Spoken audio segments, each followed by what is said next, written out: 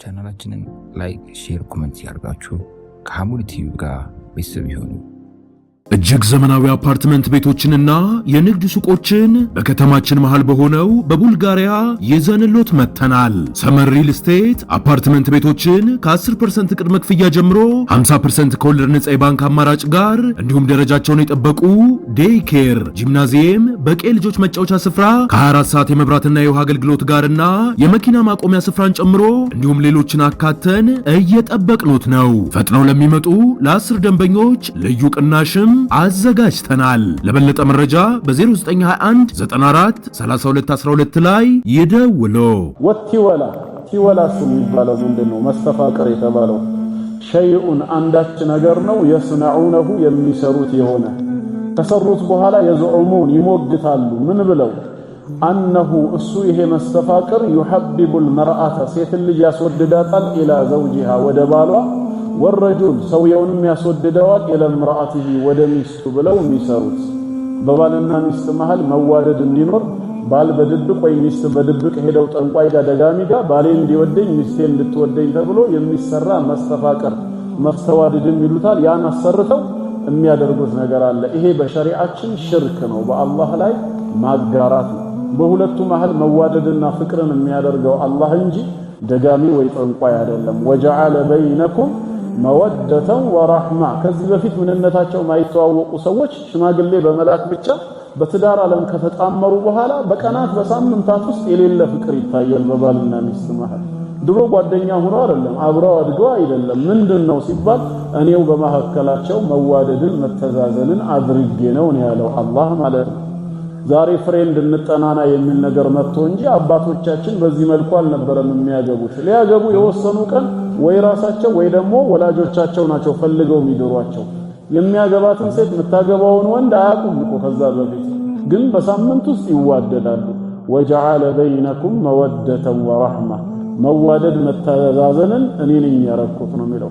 አሁን ግን በሌላ መንገድ በድግምት በኩል ተሰርቶ እሷ እሱን እንድትወደው እሱ እሷን እንዲወዳት ተደርጎ የሚሰራው ሽርክ ነው በሚለው ሐዲስ መሰረት ይሄ ቲወላ መስተፋቅር አይፈቀድም ማለት ነው። እነዚህ ሁሉ ክልክል ናቸው። وعن عبد الله بن عكيم كعبد الله بن عكيم يتلالفهم رحمه الله من عبد الله بن عكيم مالك ويكنى أبا معبد الجهني أبا معبد تبلون بكنيا سمو يترى الكوفي إراقاوي ነው ሰውየው ኩፋ ማለት ከኢራቅ ከተሞች አንዷ ነች። أدرك زمن النبي صلى الله عليه وسلم ነብያችን صلى الله عليه وسلم ከመሞታቸው በፊት የሳቸውን የነብይነት ዘመን ደርሶበት ነበር። ግን ولا يعرف أنه سمع منه እሳቸው ጋር መጥቶ ከሳቸው መስማቱን ማየቱን የታወቀ ነገር የለም። بمعنى ታቢዒ ሆኗል ማለት ነው ሰሃባ ስላገኘ እና እሱም የተናገረው አለ مرفوعا ወደ አላህ መልእክተኛ የደረሰ ነው ሐዲሱ من تعلق شيئا አንድ ነገር ያንጠለጠለ ሰው ወይም ቀልቡን ወደዛ ነገር ያንጠለጠለ የሆነ ሰው ወኪለ ኢለይ ወደዛ ነገር እንዲጠጋ ይደረጋል። አይ አወከለሁ الله الى ذلك الشيء አላህ ወደዛ ነገር አሳልፎ ይሰጠውና ያ የተወከልክበት ልብህን ያንጠለጠልከው ነገር እስቲ ሀጃህን ያውጣልህ በማለት አላህ የራሱን ጥበቃ ከዚህ ባሪያው ላይ ያነሳበታል ያዋርደዋል ማለት ነው ቢማዕና። ስለዚህ ይሄ ሐዲስ ምንድነው?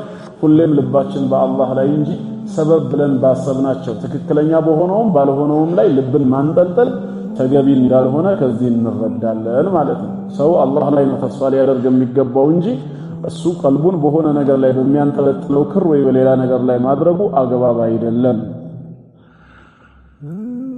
رواه احمد امام احمد በሙስነዳቸው የዘገቡት والترمذي ترمذيም እንዲሁ በሱነናቸው የዘገቡት ነው። وروى الامام احمد امام احمد አሁንም ዘግበው አስተላልፈውልናል عن رويفع كرويفع የተላለፈ رويفع ابن ثابت ابن السكن ابن علي ابن الحارث ይባላል። ከበኒ ማሊክ ጎሳ ነው። አንሳሪ የመዲና ሰው ነው። በሂጅራ አቆጣጠር 56ኛው ዓመት ላይ ነው የሞተው። አፍሪካንም በ47ኛው የሂጅራ ዓመት ላይ የከፈተው እሱ ነው አንዱ በድል ምን አለ ሰሃባ ነው ረዲየላሁ ዐንሁ قال قال رسول الله صلى الله عليه وسلم يا الله መልእክተኛ ለርሱ እንደዚህ አሉት ያ ሩወይፊዕ አንተ ሩወይፊዕ ሆይ لعل الحياة ستطول بك ምናልባትም ከዚህ በኋላ ረጅም እድሜን ትኖር ይሆናልና አሉት። ለዓለ ከአላህ ይከጀላል አለ ሐያት እቺ ህይወት ዛሬ ዱንያ ላይ የምትተነፍሳት ሰተጡሉ ቢክ ባንተ ላይ ትረዝማለች ረጅም እድሜ ትኖራለህ ይባላልና ለማንኛውም መልእክት ልስጥህ فأخبر الناس ሰዎችን ንገርልኝ أن من عقد لحيته ጺሙን የቋጠረ ሰው ጺሙን የቋጠረ أو تقلد وترا جمدن ينطلطل يهون سو أو استنجى برجيع دابة ويم بانسسات فاندية استنجاء يدرج سو أو عزم ويم بآطنت فإن محمدا صلى الله عليه وسلم بريء منه أني نبي محمد كذي سو ينصاهن السم كان ينصامون نجرلي يني تمرت አይደለም ከኔ ትምርት ያፈነገጠነው ምንድነው መልእክቱ በተለይ የመጀመሪያው من عقد لحيته ጺሙን የቆጣጠረ መቆጣጠር ሲባል እነዚህ ሱስ ሆኖበት ወይ እንደ ሹሩባ ሚሰራ ለማለት አይደለም አረቦች ምን ያደርጉ ነበር በድሮ ጊዜ معناه ما يفعلونه في الحروب በተለይ በጦርነት ወቅት ላይ የሚያደርጉት ተግባር ነው من فتلها وعقلها ይፈታቱታል ይቆጣጠሩታል ተከቡረን የኩራት መገለጫ ነበር የዛኔ እንደ ተዓዙም እንደ ኩራት ይታይ ነበር ዛሬ ልክ ጸጉራቸውን አንዳንድ ወጣቶች ቆጣጥረው የተለየ ነገር ለመሆን እንደሚሞክሩት አረቦች የዛኔ ጺማቸውን በዚህ መልክ ያደርጉ ነበር እና ይሄንን ነገር አምኖበት እሱም እነሱን ተከትሎ ለዛ አላማ ብሎ ጺሙን የሚቆጣጠር የሆነ ሰው ካለ እንደማለት ነው ሌሎችም ትርጉሞች ተሰጥተውታል ወቂል አልሙራዱ عقدها في الصلاه የሚልም አለ ሰላት ላይ ያለ በቃ ዝም ብሎ እንደዚህ የሚያደርግ ሱስ የሆነበትም ብለው ሰፋ አርገው የተረጎሙትም ይኖራሉ على كل حال ያው የመጀመሪያው ነው ከኮንቴክስቱ ጋር የሚሄደው በዚህ መልክ የሰራ ሰው ካለ او تقلد وترا ይሄ ቀደም ያየነው ነው اي جعله قلاده في عنقه او عنق دابته من اجل الوقايه من العين ከሰዋይን እኔንም ልጆቼንም እንስሳቴንም ይጠብቀኛል በማለት በራሱ አንገት ላይ ወይ በእንስሳት አንገት ላይ ገመድን የሚያንጠለጥል የሆነ ሰው او استنجى برجع دابه او استنجى واستنجى ያደረገ ከሽንት ወይ ቆሻሻ ከማስወገድ በኋላ የእስቲንጃን ስነ ስርዓት የፈጸመ በምን በውሃ ወይ በድንጋይ በሶፍት ሳይሆን برجع دابه رجع ማለት ፋንዲያቸው የእንስሳት ቆሻሻ ማለት ነው በደረቀው በዚህ እስቲንጃ የሚያደርግ ሰው او عزم ወይ በአጥንት فإن محمدا بريء منه እኔ ነብይ መሐመድ ሰለላሁ ዐለይሂ ወሰለም ከሱ የጠራው ነኝ ብለው ዛቻ ልከዋል ምንድነው ሲባል በሸሪዓችን በእነዚህ ሁለት ነገር አይቻልም እስቲንጃ ማድረግ በአንድ ሐዲሳቸው ረሱላህ ሰለላሁ ዐለይሂ ወሰለም لا تستنجوا بروث عظام لا تستنجي بروث دابة ولا عظام በእንስሳት ፋንዲያም ሆነ በአጥንት እስቲንጃ አታድርጉ فإنه زاد إخوانكم من الجن አሉ ምክንያቱም ሲናገሩ ከጂን በኩል ሙስሊም ለሆኑት ለወንድሞቻችሁ ስንቃቸው ነው ብለዋል የሚበሉት ነው ማለት ነው ምግብ ተደርጎላቸዋል ስለዚህኛ ስጋ ከበላን በኋላ አጥንት ሲቀረው መሬት ላይ የተጣለ ካለ ወይንም ደግሞ የደረቀ የእንስሳት ፋንዲያ ካለ የሆነ ጫካ አካባቢ ላይ ከሸናን ወይ ቆሻሻ ካስወገድን በኋላ ከያዝም ሶፍት ካልሆነ ድንጋይ ወይ እዛው አካባቢ ዛፍ ካለ በቅጠሉ እንጂ በዛ ፋንዲያ ወይም በአጥንት እስቲንጃ እናድርግ ቢባል አይፈቀድም ሐራም ነው ማለት ነው ልክ የነሱን ሐቅ እንደመተላለፍ ነው ይሄንን ያወቀ ሆም ብሎ የሰራ ሰው ካለ ከኔ የጠራ ነው ብለዋል እኔም ከሱ የጠራሁኝ ነኝ المعنى الإجمالي للحديث يخبر صلى الله عليه وسلم أن هذا الصحابي سيطول عمره حتى يدرك أناسا يخالفون هديه صلى الله عليه وسلم ودفيد الله ملكتنيان መመሪያ በመቃረን ጺማቸውን ለተከቡር የሚቋጥሩ በእንስሳት ፋንዲያና በአጥንት እስቲንጃ የሚያደርጉ በራሳቸውም ሆነ በእንስሳት አንገት ላይ ገመድ የሚያንጠለጥሉ ሰዎች እንደሚመጡ የአላህ መልእክተኛ ስላወቁ ይሄም ሰው ወደፊት እድሜው እንደሚረዝም ስለተረዱ ይሄን ዘመን ያገኛል አሉና ሊያስተምሩት ነው ማለት ነው ለሩዋይፊያ ከዛ ነገሩት ማለት ነው ይሄን ነገር በመታገኝ ጊዜ ለዚህ ተግባር የሚሰሩ ሰዎችን አስጠንቅቃቸው እናንተ ከኔ የጠራችሁ ናችሁ እኔም ከናንተ የጠራሁ ነኝ ብለዋል መልእክተኛው በማለት አስተምራቸው የሚለው ነው ይሄ ሐዲስ ታዲያ ምን ያስተምረናል ሲባል ዓለሙን من اعلام النبوة አንድ የነብይነትን ምልክት ያሳየናል ምክንያቱም እንደተባለው ሩዋይፊ እድሜው ረዝሞ እሳቸው ከሞቱ በኋላ 45 ዓመት ነው የቆየው በሂጅራ አቆጣጠር በ56ኛው ዓመት ነው የሞተው ማለት ነው ስለዚህ አንድ የነብይነታቸው ምልክትንም በዛው ተረዳን ሁለተኛ وجوب اخبار الناس بما امروا به ونهوا عنه ሰዎች በታዘዙትም ነገር እንደዚሁም የተከለከሉትን ነገር ማብራራትና መልእክት ማስተላለፍ ግዳጅ መሆኑን ተረዳን ማለት ነው። ሶስተኛ መሽሩዕየቱ ኢክራም ልሕየቲ ሰው አላህ የሰጠውን ወንዶች ጺማቸውን ሊያከብሩት ይገባል። ወኢዕፋኢሃ እንዲያድግም መልቀቅ አለባቸው። ወተሕሪም ልዓበቲ ቢሃ በጺሙ መጫወትና መቀለድ አግባብ አይደለም። ቢሐልቂን አው ቀሲን በመላጨትም ይሁን ወይም ደግሞ በማጉደል ማለት ነው። ይሄ አግባብ ሊሆን አይችልም። አው ዓቅድን አው ተጅዒድን ወይ መቆጣጠርና ወይንም ደግሞ በደንብ ሰብስቦ አንድ ላይ የሆነ ነገር አስቀያሚ ገጽታ እንዲኖረው ማድረጉ አግባብ እንዳልሆነ ከዚህ ሐዲስ እንረዳለን። وعن سعيد بن جبير رضي الله عنه كسعيد بن جبير تابعي ነው እሱ እንደተላለፈው قال እንዲህ አለ من قطع تميمة የተንጠለጠለን ኺርዝ አግኝቶ ያስወገደ የቆረጠ ሰው من إنسان ከሰው ላይ አግኝቶ كان كعدل رقبة ባሪያን ነፃ እንዳወጣ ይቆጠራል። ትልቅ አጅር አለው እንደማለት ነው። ባሪያን ነፃ ማውጣት ገንዘብን ከፍሎ ትልቅ አጅር አለው። ስለዚህ በሆኑ ህፃናት ላይ የተንጠለጠለ ነገር አግኝቶ ይሄ አግባብ አይደለም ብሎ አስተምሮ ከላያቸው ላይ የነቀለ ሰው ልክ ባሪያን ነፃ እንዳወጣ ነው። ረዋሁ ወኪዕ ኢብኑ አልጀራህ የሚባለው ዘግበውታል ማለት ነው። በ197ኛው ሂጅራ የሞተ ኢማም ነው። ሲቀቱን ታማኝም ነው። ወለሁ عن إبراهيم አሁንም በድጋሚ ከሰዒድ ኢብኑ ጁበይር እንደተላለፈ ማን ነው ከወኪዕ እንደዘገበው ኢብራሂም አልነኸኢ ማለት ነው። እንዲህ ብሎ ይናገራል። ከታላላቅ ታቢዒኖች ይመደባል። 96ኛው ሂጅራ ላይ የሞተ ነው። ኢብራሂም አልነኸኢ ካኑ የክረሁን ሰለፎቻችን ወይ ሰሃቦቻችን ይጠሉ ነበር አለ ሲናገር። የአብዱላህ ኢብኑ መስዑድ ባልደረቦችን ነው። በተለይ አተማኢም ይሄ ተሚማ ኺርዝ የሚባሉ ነገሮችን ማንጠልጠል ኩለሃ ሁሉንም ይጠሉት ነበር። ሚነል ቁርአን ከቁርአን የሆነውንም ይሁን ወገይሪል ቁርአን ከቁርአን ውጪ ያለውን ይጠሉት ነበር በማለትም ተናገረ። ስለዚህ አጠቃላይ አንገት ላይ የሚንጠለጠል ነገር አግባብ አይደለም ለማለት ነው። ያው የዛሬው ባብ ይሄ ነው። ፊህ መሳኢል በዚህ ባብ ውስጥ 9 ነጥቦች አሉ ይላል። አልኡላ ተፍሲሩ ሩቃ ወተማኢም ስለ ሩቃና ስለ ተማኢም ተፍሲር አይተናል ይላሉ። ምንድነው ሩቃ? ሩቃ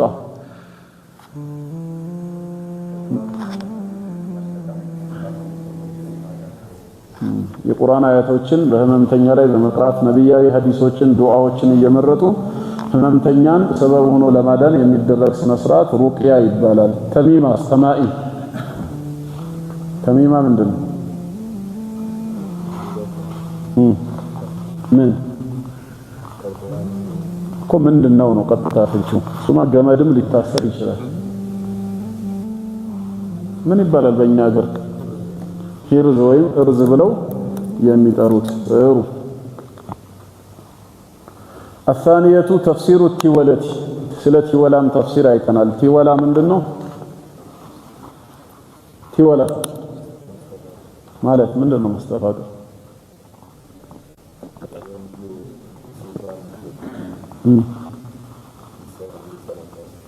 ወንድየው ሴቷን እንድትወደው እሺ፣ ሴቷ ደግሞ ወንዱ እንዲወዳት የሚሰራ ነገር ስጦታም ቢሆን ማለት ነው።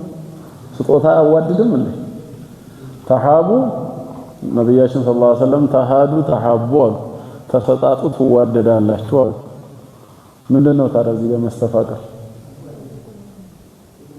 ለምን መለስ ተፈራል?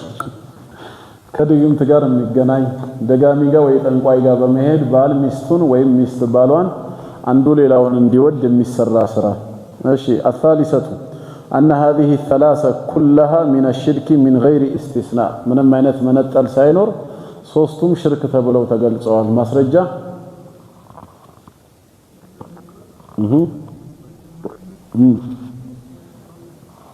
ወቲወለተ ሽርኩን በሚለው ሐዲስ። الرابعة أن الرقية بالكلام الحق በአላህ እውነት ፍጹም በሆነው በጌታችን ቃል ከሆነ ሩቅያ የሚደረገው ሚነል ዐይን ከሰው ዐይንና ወልሑመቲ ከትኩሳት ከመሳሰለው ነገር ለይሰ ሚን ዛሊክ ከዚህ ከሽርክ አይመደብም ብለናል።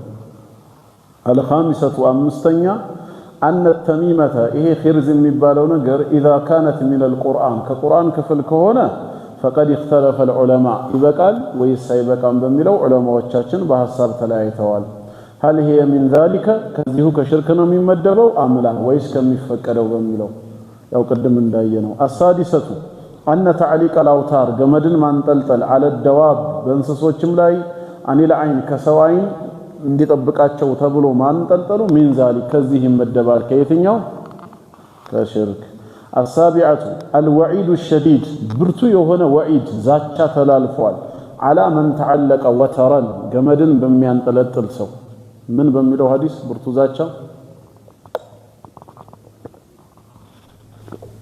كتاب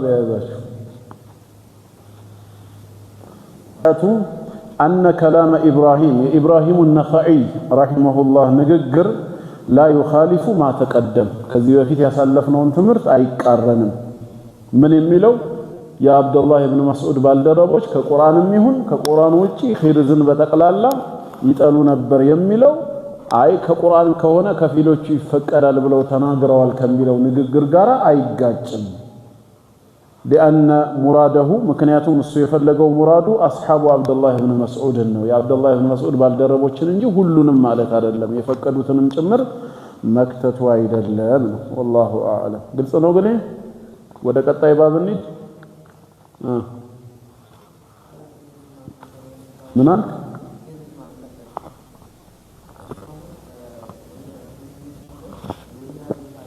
አልክ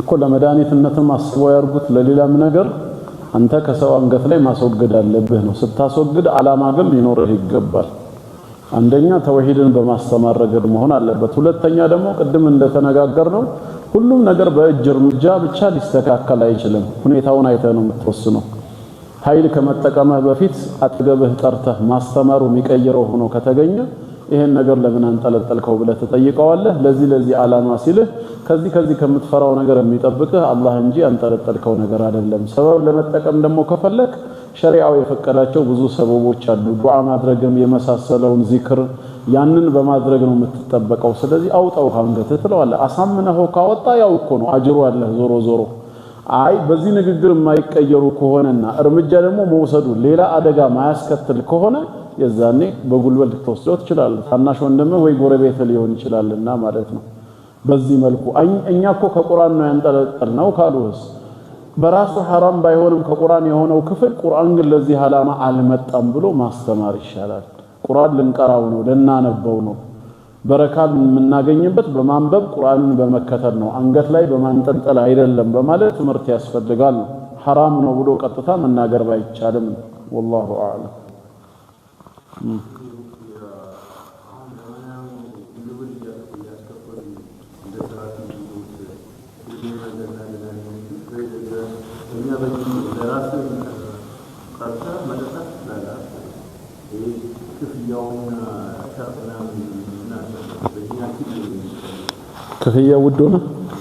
كفية ودونة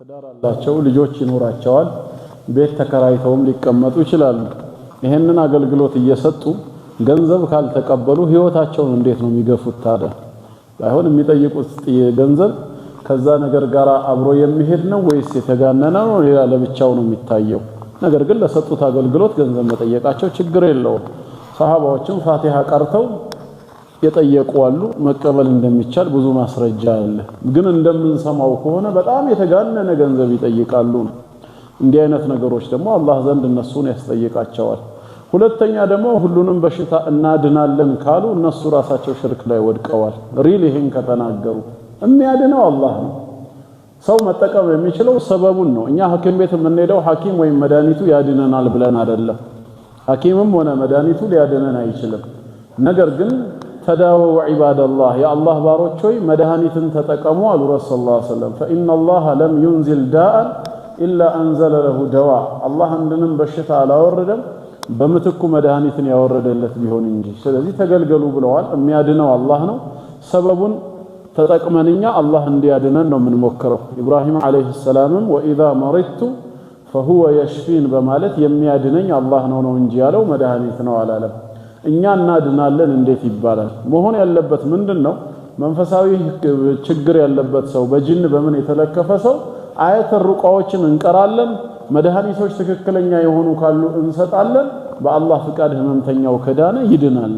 እጅግ ዘመናዊ አፓርትመንት ቤቶችንና የንግድ ሱቆችን በከተማችን መሃል በሆነው በቡልጋሪያ ይዘንሎት መጥተናል። ሰመር ሪል ስቴት አፓርትመንት ቤቶችን ከ10% ቅድመ ክፍያ ጀምሮ 50% ከወለድ ነጻ የባንክ አማራጭ ጋር እንዲሁም ደረጃቸውን የጠበቁ ዴይ ኬር፣ ጂምናዚየም፣ በቂ ልጆች መጫወቻ ስፍራ ከ24 ሰዓት የመብራትና የውሃ አገልግሎት ጋርና የመኪና ማቆሚያ ስፍራን ጨምሮ እንዲሁም ሌሎችን አካተን እየጠበቅኖት ነው። ፈጥነው ለሚመጡ ለ10 ደንበኞች ልዩ ቅናሽም አዘጋጅተናል። ለበለጠ መረጃ በ0921 94 32 12 ላይ ይደውሉ።